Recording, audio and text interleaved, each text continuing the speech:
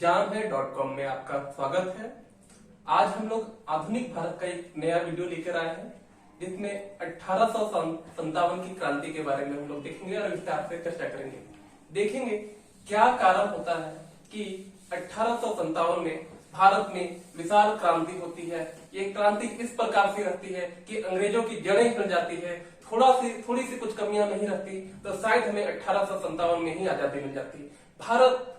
British Bharat में 1608 ईस्वी में आते हैं और 1608 ईस्वी से लेके 1757 ईस्वी तक लगातार व्यापारिक कार्य करते हैं। वे व्यापार के जरिए लाभ अर्जित करने का कोशिश करते हैं।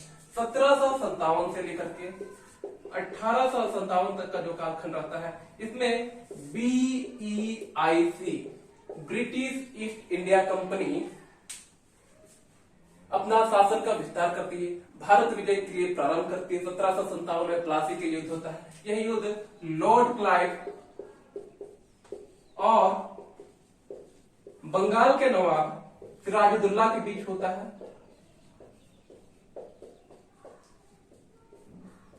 इसमें लॉर्ड क्लाइव अपनी तेज बुद्धि की मदद से विजय प्राप्त करते हैं और यहां से ब्रिटिशों का भारत विजय का मार्ग प्रारंभ हो जाता है। 1764 ईस्वी में बक्सर का युद्ध होगा।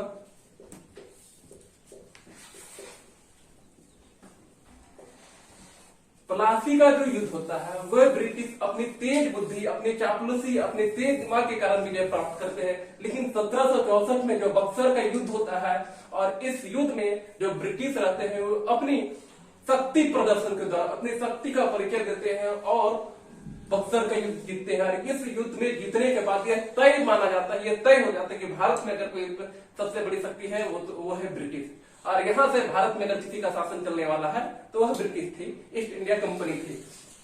यहां से चलते चलते 1757 से 1857 का ईस्वी का कालखंड होता है। इसमें बहुत सारी गतिविधियां घटती है। यहाँ के किसान, काश्तकार, उनकी हालत दिन प्रतिदिन जर्जर होती जाती है। मुख्य रूप से आर्थिक कारण रहता है जिसके कारण 1857 की क्रांति होती है। देखेंगे 1857 की हम लोग कुछ प्रमुख पार्ट में देखेंगे। इसका कारण स्वरूप कैसा रहता है, इसके कारण क्या है, प्रारंभ कब होती है, इसका विस्तार कहाँ कहाँ होता है, असफलता के क्या कारण थे और इसके परिणाम क्या थे, इस पर हम लोग आगे विस्तार से चर्चा करते हैं।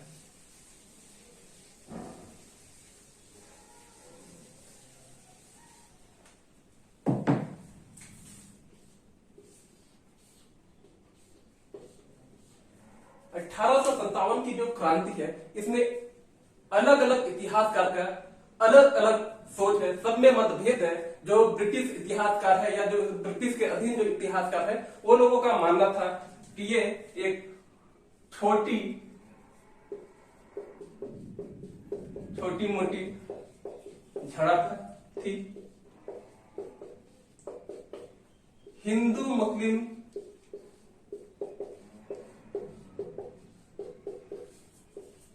साजिश या षड्यंत्र था। बहुत सारे लोगों का मानना है कि यह सैनिक विद्रोह था केवल। भारतीय इतिहासकार खासकर BD सावरकर का मानना है कि यह भारत की प्रथम स्वतंत्रता संग्राम थे। भारत की प्रथम स्वतंत्रता संग्राम। BD सावरकर कौन थे? वो BD सावरकर। ये बहुत इंपॉर्टेंट नाम है, BD सावरकर। ये मात्र एक व्यक्ति है जिन्होंने कहा था कि यह भारत की प्रथम स्वतंत्रता संग्राम है। बाकी जितने भी इतिहासकार थे ये बात कहने से वो डरते रहे हो, क्योंकि भारत में उस समय ब्रिटिश ईस्ट इंडिया कंपनी के शासन थी, उसके खिलाफ जाने से डरते रहे। मात्र BD सावरकर ही थे जिन्होंने कहा था कि यह भारत की प्रथम स्वतंत्रता संग्राम है। ठीक है, इसके बाद हम लोग देखेंगे जो इसका स्वरूप के बाद इसका कारण क्या रहता है, कौन कौन से कारण जो होते हैं 1857 का विद्रोह होने के कारण। 1660 ईस्वी में ब्रिटिश ईस्ट इंडिया कंपनी आती है। उसके बाद दक्षिण में सबसे पहले मसूलीपट्टनम में सूरत में 1613 ईस्वी में सूरत में अपनी फैक्ट्री स्थापित करती है और वहां से व्यापारिक कार्य प्रारंभ हो जाता है। 1757 में प्लासी का युद्ध जीतती है, 1864 में बक्सर का युद्ध जीती गई। उसके बाद इसका राज्य विस्तार का प्रारंभ हो जाता है। इसमें हम लोग कारण में देखेंगे तो बहुत सारे कारण हम लोग को देखने को मिलेगा, जिसके कारण 1857 की क्रांति होती है। राजनीतिक कारण,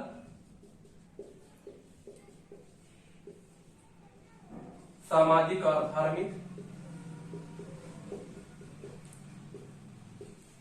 आर्थिक, तात्कालिक, ये सब महत्वपूर्ण कारण रहते हैं जिसके कारण 1857 की क्रांति होती है। राजनीतिक कारण में हम लोग देखेंगे मुख्य रूप से दो महत्वपूर्ण कारण होगा, वो होगा डलहौजी की हड़प नीति और लॉर्ड वेलेस्ली की सहायक संधि।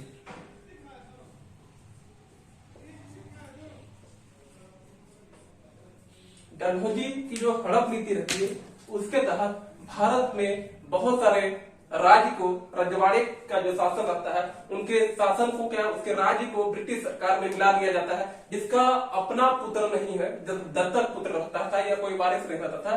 ब्रिटिश उस राज्य को हड़प लेती थी और उसे ब्रिटिश सरकार में मिला देती थी। इसके तहत उन्होंने सतारा को, पुणे को, झांसी को, ये सब संबलपुर हो गया, ये सब को क्या अपने में मिला देंगे, ठीक है। उसके बाद जो लॉर्ड वेलेस्ली की जो सहायक संधि थी, इसके अंतर्गत क्या था कि ब्रिटिश लोग जो थे राजा के पास, उनके दरबार पे अपना सेना रखते थे। वो सेना को जितना वेतन है, जितना खर्च है, खाने पीने सारा खर्च वो राजा देगा। अब राजा किसी भी दूसरे राज्य से संपर्क नहीं कर सकता है बिना ब्रिटिशों के परमिशन के। अब कहानी ये हो जाता था कि समझो उसके ऊपर एक क्या कहे, उसको गार्ड लगा के रखा है तैनात करके कि राजा क्या कर रहा है, नहीं कर रहा है, इसकी क्या गतिविधि है। ऐसे करते करते धीरे धीरे वो उसने भी हड़प के अपने राज्य में मिला लेते थे। ये हड़प नीति हो गया, ये सहायक संधि हो गया। ये राजनीतिक में दो प्रमुख कारण थे। अब सामाजिक और धार्मिक कारण में हम लोग देखेंगे तो सामाजिक कारण का देखेंगे, जो ब्रिटिश ईस्ट इंडिया कंपनी जब भारत में आती है, ब्रिटिश लोग आते हैं तो भारत में व्यापार करना प्रारंभ कर देते हैं, व्यापार करते हैं। ये लोग कभी भारतीय नहीं हो पाते। इससे पहले दिल्ली सल्तनत हो या मुगल का काल है, ये लोग भारत में आते हैं, भारत में बस जाते हैं और ये भारतीय बन जाते हैं, लेकिन ब्रिटिश कभी भारतीय नहीं बन पाते। वो उनका केवल मंशा ही रहता था कि भारत गए, भारत से धन कमाना है और धन कमा के वापस ब्रिटेन वापस चल जाना। यहाँ कभी बसना नहीं चाहते थे। यहाँ तक कि भारत के जो बड़े बड़े धनी लोग हैं वो भी ब्रिटिशों के पास जाने से बहुत हिचकिचाते थे, मतलब निसंकोच उनके सामने बात नहीं कर पाते थे। मतलब ऐसी थे, ब्रिटिश लोग भारतीय को बहुत तुच्छ समझते थे, इनके धर्म को नीचा हमेशा दिखाते थे, अपने आप को अजेयता मतलब कभी ना पराजित होने वाला करते थे और कहते थे उनका पृथ्वी पर आविष्कार हुआ है जन कल्याण के लिए, सबके ऊपर शासन करने के लिए, सबको सही मार्ग दिखाने के लिए, ऐसा बात करते थे, अपने आप को सबसे श्रेष्ठ मानते थे।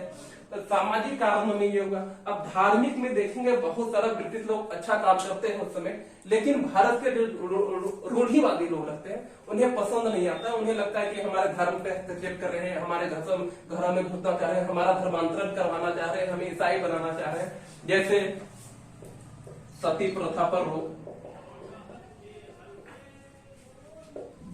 बाल विवाह पे रोक, विधवा पुनर्विवाह,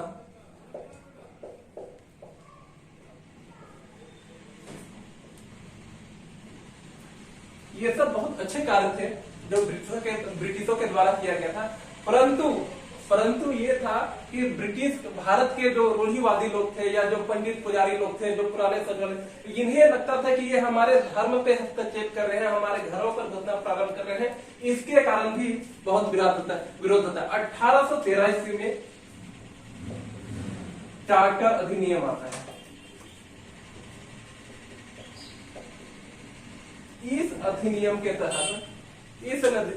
तहत क्या होगा कि भारत में ईसाई मिशनरी वाले लोग आके धर्म के प्रचार अपना कर सकते हैं, लोगों को ईसाई बनाने के लिए मतलब क्या प्रेरित कर सकते थे। सेना में ईसाई पादरियों की एंट्री हो गई। वे लोग खुलकर हिंदू धर्म मुस्लिम धर्म की बुराइयां करते थे, उसे तुच्छ करते थे और ईसाई धर्म का प्रचार करते थे और लोगों को धर्मांतरण करवाते थे। यहाँ तक कि 1855 में एक कानून आया था जिसके अंतर्गत अगर लोग अपना धर्मांतरण करके ईसाई धर्म अपना लेते हैं तो उनके जमीनें जो वापस लूटी गई है वापस दे दी जाती है। ऐसी स्थिति होती है। ये धार्मिक और सामाजिक कारण हो गया। इसके बाद हम लोग देखेंगे आर्थिक कारण।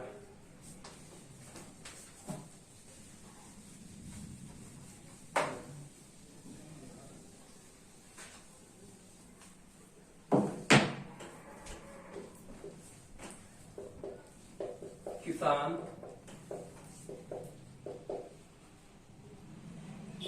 काश्तकार, जमींदार, कुटीर उद्योग, ये सारे किसानों पर टैक्स इतनी अधिक बढ़ा दी गई थी कि धीरे धीरे उनके जमीनें उनसे हाथ से निकल गई। वो सूदखोरों के हाथों में फंसते चले गए। काश्तकारों के भी छोटा जो कुटीर उद्योग था वो समाप्त हो चुका था। जमींदारों से उनकी जमींदारी छीनने का डर हो गया था। उनके डर था कि गांव में उनका जो प्रभाव है कम हो जाएगा, क्योंकि जो जमींदारों पे टैक्स लगाया गया था जिसके कारण उन्हें किसानों पे अधिक टैक्स लगाना पड़ता था। अब किसानों की स्थिति इतनी बदतर होती जा रही थी कि वो दिन प्रतिदिन हो क्या रहा था कि वो सूदखोरों के चक्कर में फंसते जा रहे थे। सूद में पैसा लेते थे। फिर 1770 से लेके 1857 के बीच में 12 बड़े अकाल देश में पड़ते हैं और अनेक छोटे मोटे अकाल होते हैं। ये स्थिति आ जाती है। जमींदारों की भी हालत खराब है। कुटीर उद्योग लगभग समाप्ति की स्थिति पे आ गए हैं। लोग बेरोजगार। तात्कालिक कारण हम लोग देखेंगे। तात्कालिक कारण में उस समय क्या था, दिसंबर 1956 तक जो सैनिकों के लिए बंदूक यूज की जाती थी वो ब्रॉन बेस राइफल रखती थी। उसके जगह पे क्या होगा, ब्रॉन बेस राइफल की जगह पे इनफील्ड राइफल का प्रयोग किया जाना शुरू हो गया। और जनवरी 1857 आते आते ये बात फैल गई कि इसमें जो चर्बी कारतूस को दांत से खींचा जाता था वहां पे गाय और सुअर की चर्बी है उस पर लगी हुई है। ये बात सबसे पहले फैली थी दमदम में। दमदम में ये बात फैलती है। उसके बाद बहरामपुर के बाद ये बात फैलते फैलते पहुंच जाती है कि मेरठ पे। यहां से जब बात पता चलती है तो धीरे धीरे जनवरी में आपका दमदम, बहरामपुर, फरवरी आते आते बहरामपुर और आपका अप्रैल आते आते ये मेरठ तक पहुंच जाती है। तो 24 मार्च को क्या होगा, बैरकपुर छावनी में सबसे पहले दमदम, उसके बाद बहरामपुर, उसके बाद बैरकपुर, उसके बाद मेरठ। हम लोग थोड़ा सा मैप के जरिए देखेंगे यहाँ पे।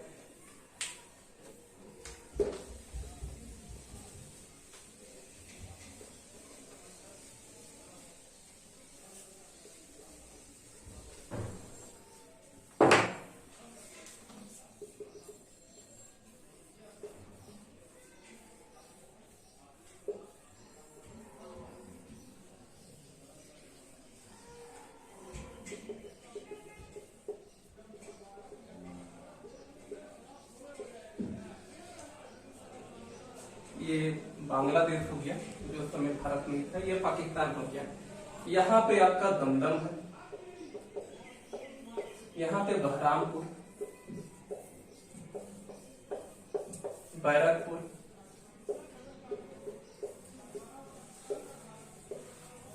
मेरठ। यहाँ से इस तरह करते करते करते बातें फैलती है। और यहाँ बैरकपुर में क्या था, 24 मार्च को एक सिपाही रहते हैं मंगल पांडे, जिसपे एक मूवी भी आई होगी, आप लोग देखे होंगे। मंगल पांडे विद्रोह कर देते हैं और 2 अधिकारी को गोली मार देंगे। अधिकारी एक बाघ रहते हैं और दूसरे हेउसन, ये दोनों को गोली मार देंगे। इन लोग को गोली मारने के बाद इन्हें 9 अप्रैल को क्या होगा, मंगल पांडे को फांसी दे दी जाती है। और इस बात को आसपास में जितने रेजिमेंट होते हैं वहां पे पढ़ के सुनाया जाता है ताकि सैनिकों पर भय उत्पन्न हो जाए कि ऐसी गलती वो दोबारा नहीं करेंगे। फिर ये बात मेरठ पहुंचेगी। मेरठ में भी आप देखिएगा 24 अप्रैल को 90 सिपाही 24 अप्रैल को 90 सिपाही बगावत कर देंगे। तो इन लोगों को 90 सिपाही में से 85 सिपाहियों को 90 में से 85 सिपाही को क्या होगा कि 10 साल की सजा सुनाई जाती है और 5 को छोड़ दिया जाता है। ये घटना है 9 मई की। 9 मई को सजा सुनाया जाएगा ये 85 सिपाही का। तो 10 मई को क्या होगा, ये घटना हो रहा है आपका मेरठ में। 10 मई को क्या होगा, जो मेरठ की छावनी के जितने भी सिपाही रहते हैं भारतीय सिपाही, वो विद्रोह कर देंगे। अब विद्रोह कर देंगे, ये 50 सिपाहियों को छुड़ाएंगे, वहां का शस्त्रागार को लूटेंगे, वहां बंदूक हथियार बम गोला बारूद जो था उसे लूट के वहां से कूच करके वहां से 70 किलोमीटर दूर दिल्ली, यहाँ पे दिल्ली रहता है, ये लोग यहाँ से दिल्ली पहुंच जाएंगे। और दिल्ली पहुंचेंगे, दिल्ली इन लोग 11 मई में दिल्ली पे कब्जा कर लेंगे, दिल्ली में यहाँ शासन। अब दिल्ली में मिलेंगे बहादुर शाह जफर से, जो उस समय के कहें या मुगल के अंतिम शासक थे। बहादुर शाह जफर से मिलते हैं, उन्हें अपना नेता घोषित करते हैं। उसके बाद बहादुर शाह जफर क्या करेंगे, सारे जितने भी भारत में रजवाड़े हैं सबको पत्र लिख के एक साथ आने के लिए कहते हैं। उस समय बहादुर शाह की उम्र जो थी 70 वर्ष हो गई थी, वो काफी कमजोर थे। नाम मात्र का उनका क्या कहते हैं दरबा लगता था, 100 से भी कम अधिकारी या सैनिक उनके पास थे, मात्र लाल किला तक ही वो सीमित हो चुके थे। इसके बाद इस समय ये इनका उम्र काफी अधिक हो गया है, तो इनका साथ जो उनका सेनापति रहते हैं बख्त खां, ये बख्त खां करते हैं।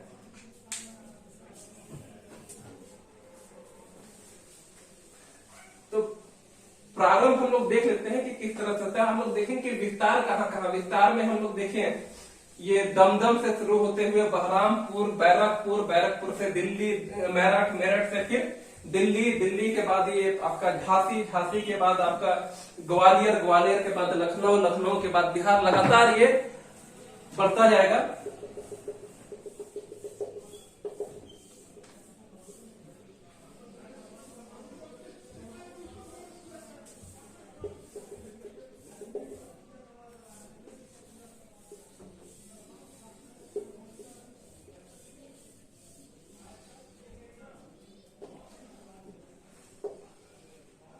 यहाँ आपका दमदम है, दमदम के बाद यहाँ पे आपका हो जाएगा बहरामपुर, बैरकपुर,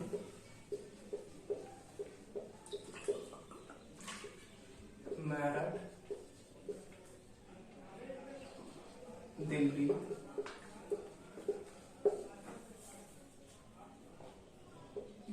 लखनऊ,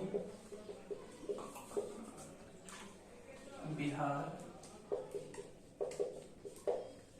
ये सब जगहों पे विद्रोह इस तरह से देखिएगा आपका फैल रहा है, बढ़ रहा है चारों तरफ से। ये वाला आपका राजस्थान तक, राजस्थान से आता है यहाँ से होते हुए ये वाला सेक्टर, ये सेक्टर में आप देखिएगा विद्रोह का प्रसार बहुत अधिक होता है, जबकि पूर्वी भारत इससे अछूता रह जाता है, दक्षिण भारत अछूता रह जाएगा। आपका कश्मीर वाला सेक्टर पे विद्रोह नहीं पहुंच पाता है, ये वाला सेक्टर पर पूरा विस्तार होता है विद्रोह का। अब इसके बाद हम लोग देखेंगे कि विद्रोह का असफलता का क्या कारण है। विद्रोह का 1857 की क्रांति का विस्तार देख रहे थे, किन क्षेत्रों में होता है। दमदम से होते हुए बहरामपुर, बहरामपुर से होते हुए आपका बैरकपुर, बैरकपुर से मेरठ, मेरठ से दिल्ली, हम लोग देखेंगे दिल्ली पहुंचता है। दिल्ली के बाद ये लखनऊ, इलाहाबाद, बिहार, ये सब जगहों पर फैल जाता है। कहें तो मुख्य रूप से वो उत्तर भारत और मध्य भारत में पूरे रूप से विस्तार ले लेता है। देखते हैं कौन कौन से जगह पे कौन कौन से राजाओं ने उसका नेतृत्व किया था इस क्रांति का, और उसका दमन कौन करता है, उसके बारे में एक चार्ट बना के हम लोग देख लेते हैं।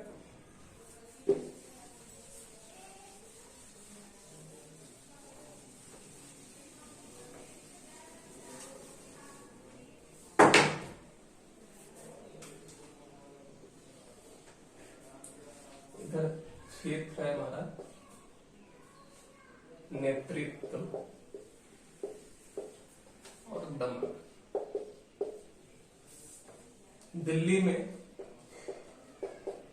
बहादुर शाह जफर या बहादुर शाह द्वितीय के नाम से हम इन्हें जानते हैं, नेतृत्व करते हैं।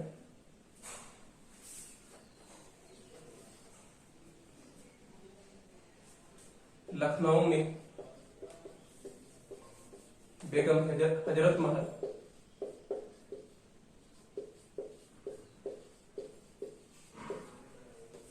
कानपुर में नाना साहेब ग्वालियर में, तात्या टोपे बिहार में, बिहार का मुख्य रूप से कहें जगदीशपुर में ज्यादा विद्रोह होता है, जगदीशपुर, पटना, आरा। जमींदार कुंवर सिंह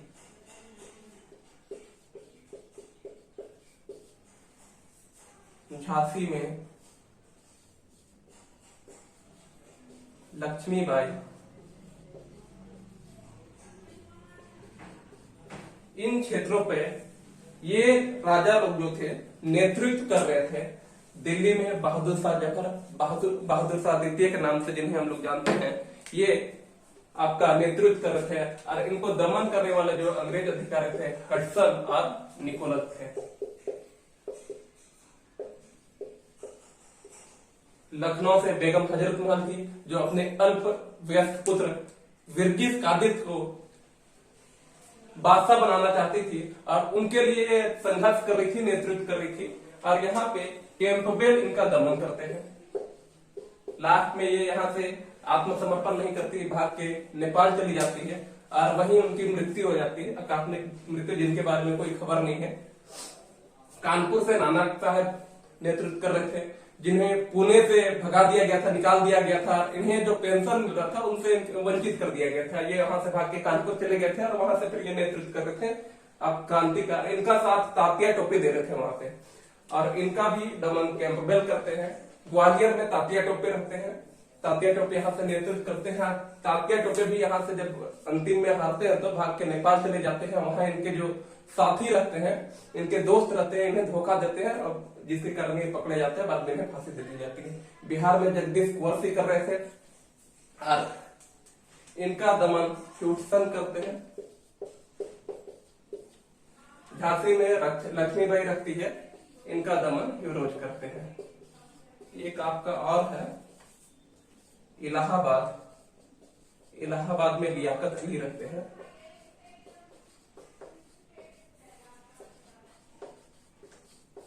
ये लोग जो है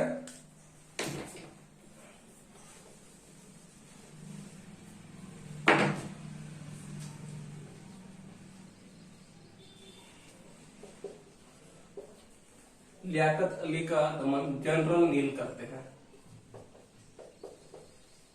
इन सभी क्षेत्रों से ये सभी राजा जो रहते हैं विद्रोह का नेतृत्व करते हैं। इस तरह ये देखेंगे कि इस क्षेत्रों में विद्रोह का विस्तार होता है। आगे हम लोग देखेंगे ये क्रांति जो होती है इसकी असफलता के क्या कारण होते हैं, क्या प्रमुख कारण होते हैं जिसके कारण ये इतनी बड़ी क्रांति असफल हो जाती है।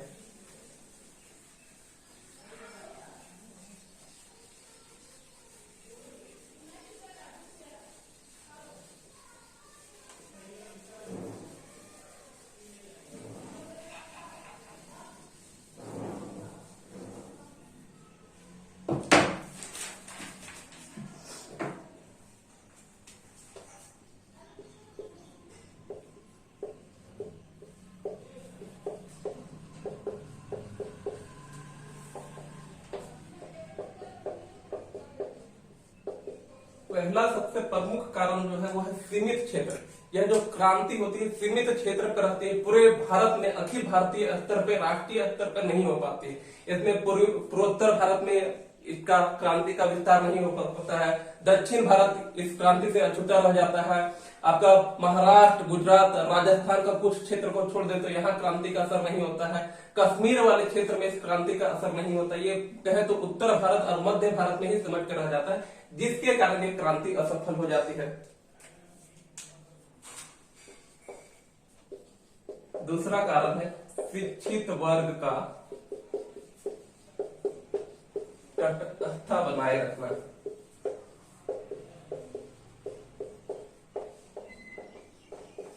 शिक्षित वर्ग का तटस्थता बनाए रखने का कहने का अर्थ ये हुआ, जो शिक्षित वर्ग थे भारत के उस समय लोग, वो लोग इस क्रांति में साथ नहीं देते। हालांकि इस क्रांति का विरोध भी नहीं करते हैं, वो ब्रिटिशों का साथ भी नहीं देते। वो इस क्रांति से अलग किनारा बनाए रखते थे, क्योंकि उनका मानना था भारत के जो शिक्षित वर्ग थे उस समय उनका मानना था कि उन्हें लगता था कि भारत में ब्रिटिश लोग विकास कर सकते हैं, भारत के जो लोग रूढ़िवादी तरीका से चल रहे हैं इसको अगर कोई निकाल सकता है तो ये ब्रिटिश है। ब्रिटेन में आधुनिकरण हो गया है तो वो लोग भारत में भी आधुनिकरण करेंगे और ये लोग हमारा विकास करेंगे। हालांकि भविष्य में जाके ये लोग गलत साबित होते हैं। 1857 की क्रांति करने वाले जो सैनिक लोग रहते हैं उनकी दूरदृष्टिता सही साबित होती है और वो लोग सही रहते हैं। उसके बाद हम लोग देखेंगे सीमित क्षेत्र हो गया, शिक्षित वर्ग का आस्था बनाए रखना, सीमित संसाधन हो गया, सीमित संसाधन। 10 मई को ये क्रांति शुरुआत हो रही है मेरठ से। मेरठ में वहां 85 सैनिकों को छुड़ा रहे हैं, वहां का शस्त्रागार को लूट रहे हैं। लेकिन उसके बाद देखिएगा भारतीयों के पास जो भारत के राजा रजवाड़े थे या भारतीय लोग थे, ये लोग अपने परंपरागत तरीके से ये लड़ाई लड़ रहे थे। कुल्हाड़ी है, तीर धनुष है, भाला है, तलवार है, इसके सहारे लड़ाई लड़ रहे थे। इनके पास आधुनिक हथियार नहीं था। जबकि इनके जो विरोध में सामने जो लड़ाई लड़ रहे हैं ब्रिटिश लोग, उनके पास तोपे हैं, गोले हैं, बारूद है, आधुनिक मशीन गन है, आधुनिक हथियार है, उनके सहारे लड़ रहे थे, जिसके कारण इन्हें लड़ना काफी मुश्किल हो रहा था। इसके कारण भी एक कारण महत्वपूर्ण कारण लगता है कि ये क्रांति असफल हो जाती है। नेतृत्वकर्ता की कमी।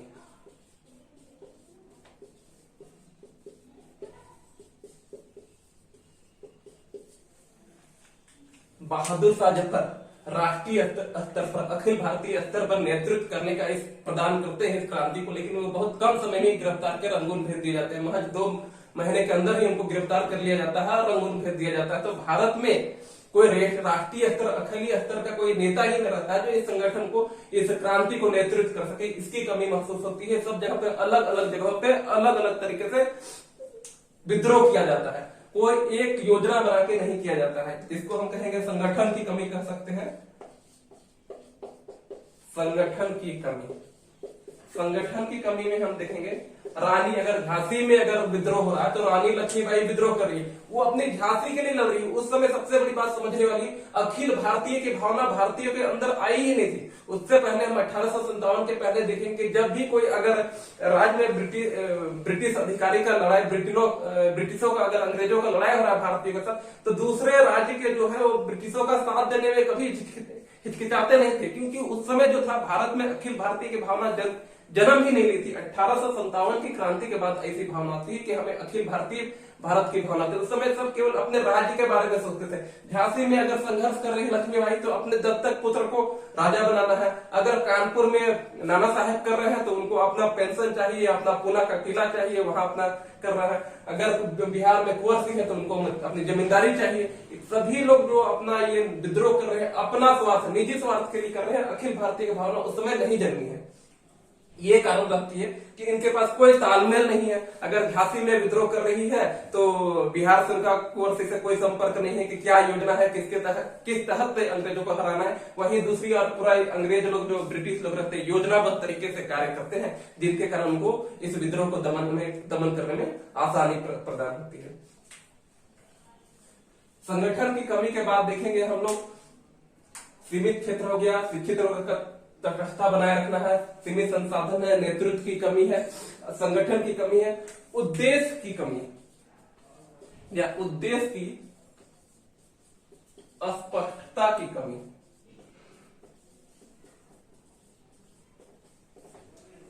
ये लोग जो क्रांति कर रहे हैं इनका कोई मुख्य उद्देश्य अभी तक नहीं जन्मा। अभी जैसा हम बता रहे थे सभी राजा जितने रियासत है सबका अपना निजी स्वार्थ था, अपने कारण क्रांति कर रहे थे। अखिल भारतीय की भावना नहीं जन्मी है। अगर कोई भीड़ है, भीड़ जब वो विद्रोह कर रही है तो अगर ब्रिटिशों को तो लूट रही है, बहुत सारे जो कुलीन वर्ग के लोग हैं, जमींदार है, जिनसे ये लोग परेशान हुए हैं, सुदखोर है, उनको भी उनके पे भी जाके हमला कर रही है। इस समय ये स्थिति नहीं था कि वो ब्रिटिशों पे हमला कर रही है। ब्रिटिशों के समय जिससे वो लोग सताए गए हैं उनपे भी हमला करने से ये पीछे नहीं रहती है। यही सब कारण होता है कि 1857 की क्रांति असफल हो जाती है। भारत के सभी लोग इस क्रांति में साथ में नहीं आते हैं, पूरे भारत में नहीं फैलता है। संसाधन की कमी होती है, नेतृत्वकर्ता की कमी होती है, दूरदृष्टिता की कमी होती है। यही सब कारण होता है कि 1857 की क्रांति असफल हो जा रही है। इसके बाद देखेंगे 1857 की क्रांति भले ही असफल हो जाती है, लेकिन ये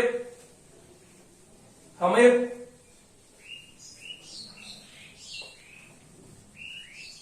भारतीयों के अंदर वो भावना जन्म दे देती है, जिसके कारण आगे 1947 में जाके भारत को आजादी मिलती है। इसके बाद बहुत सारे कार्य होंगे। 1857 की क्रांति का ही परिणाम होता है कि बीईआईसी ब्रिटिश ईस्ट इंडिया कंपनी का शासन भारत में समाप्त हो जाता है और जुलाई 1858 में भारत शासन अधिनियम आता है।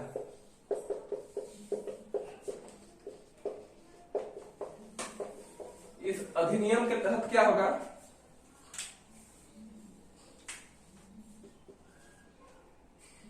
बीईआईसी का शासन समाप्त हो जाएगा और ब्रिटिश क्राउन का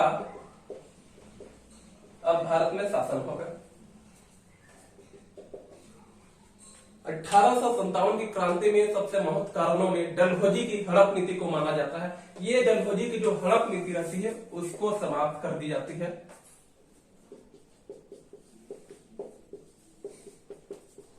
और अंग्रेज लोग कहते हैं इसके बाद अब ब्रिटिश लोग हैं भारत में अपना राज्य विस्तार नहीं करेंगे। भारत में निवेश किया जाता है। ये सब वादा कर रही है, सारे वादा पूरा नहीं करेगी। यहां से देखिएगा अंग्रेज लोग हमेशा जो बोलते थे उन लोग करते नहीं थे। ये सब वादा करें भारत में निवेश करेंगे। निवेश कहाँ करेंगे, तो चाय बगानों में, कॉफी बगानों में निवेश करेंगे, रेलवे में निवेश करेंगे, डाक में निवेश करेंगे, ये सब क्षेत्रों में निवेश होगा भारत में। भारत सचिव नाम का एक पद बनाया जाएगा जिसमें 15 सदस्य होंगे।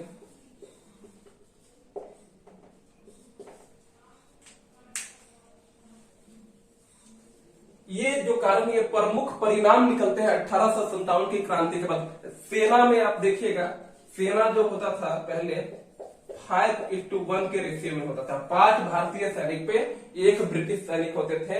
यहां से देखेंगे अब ये रेशियो पील कमीशन उसके बाद आता है। पील कमीशन के तहत क्या होगा, ये रेशियो को घटाकर 2:1 रेशियो में कर दिया जाएगा। और जो देखेंगे कि अवध के जो सैनिक लोग रहते हैं उस समय सबसे ज्यादा विद्रोह का साथ देते हैं, विद्रोह करते हैं, इसलिए अवध से कम सेना लिया जाएगा। आप देखेंगे आप पंजाब वाले सेक्टर से, पंजाब हो गया, हिमाचल प्रदेश हो गया, कश्मीर, ये वाला सेक्टर से अधिक सेनाओं की भर्ती की जाएगी, क्योंकि पंजाब के जो सिख लोग रहते हैं उस समय काफी ताकतवर रहते हैं। और इस क्रांति से ब्रिटिश लोग उन्हें अलग रखने में कामयाब हो जाती है। आपको ध्यान होगा सिखों के 5वें गुरु अर्जुन देव, 9वें गुरु, इनकी हत्या मुगल बादशाह करवाते हैं और ये सिखों को समझाने में सफल हो जाते हैं कि जो आप मुगल बादशाह ही इस क्रांति का नेतृत्व कर रहे हैं, जो आपके दुश्मन है। इसी कारण सिख लोग इससे हत्या बनाए रखते हैं, किनारे रखते हैं, इस क्रांति में साथ नहीं देते हैं। इसके कारण जो सिखों का भर्ती बहुत अधिक होगा ब्रिटिश सेना में। आपका हिमाचल प्रदेश से सैनिकों का भर्ती अधिक होगा, कश्मीर से सैनिकों का भर्ती अधिक होगा। हैदराबाद का निजाम जो रहते हैं उस समय साथ देते हैं अंग्रेजों का। ग्वालियर का सिंधिया मुख्य रूप से, सबसे प्रमुख रूप से साथ देते हैं अंग्रेजों का। इस जगह से सेना की भर्ती अधिक होगी। जहां अवध वाला सेक्टर है, बिहार वाला सेक्टर है, यहां से सेना की भर्ती कम होती है। इन प्रमुख कारणों परिणाम निकलते हैं 1857 की क्रांति के बाद। 1857 की क्रांति का हम लोग देख लिए कि इसका स्वरूप कैसा है, ये प्रारंभ क्यों होता है, इसके होने के कारण क्या है और इसके परिणाम के विषय में हम लोग चर्चा कर चुके हैं। Thank you.